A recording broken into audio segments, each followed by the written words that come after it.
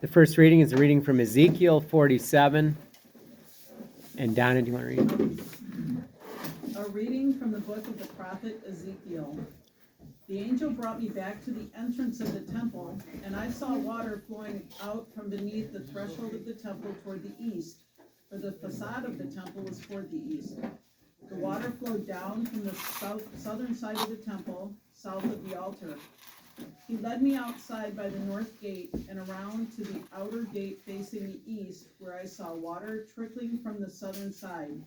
He said to me, "This water flows into the eastern district down upon the Arabah and empties into the sea, the salt waters which it makes fresh.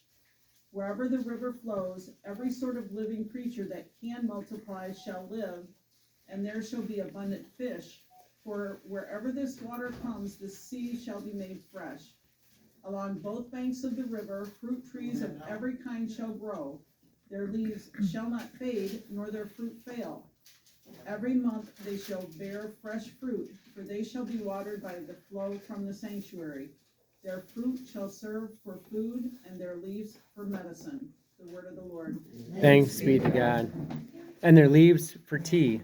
Exactly.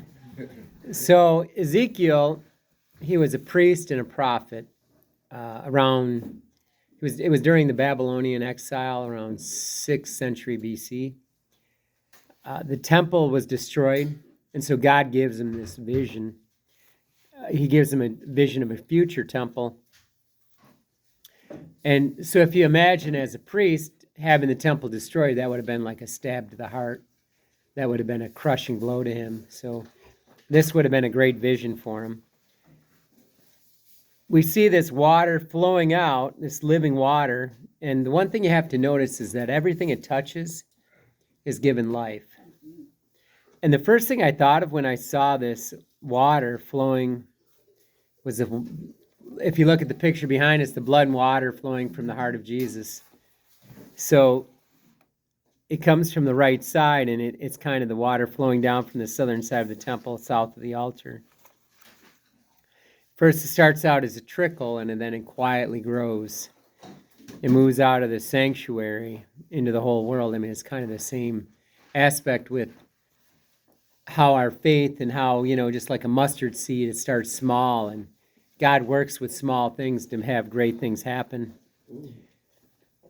So the one thing that's really, I don't know if you noticed, but this water flows into the eastern district and empties into the sea, the salt waters. Well, that's a Dead Sea.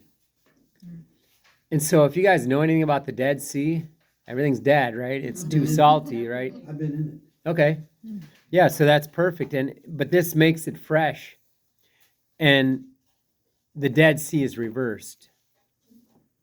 That's pretty important. It's so salty that there's no life there. Water flows into the hopeless places, kind of like us. The grace of God is flowing into us. We who are without hope now have hope because we have God flowing within us. So wherever grace goes, life follows. That's kind of the principle that we're looking at.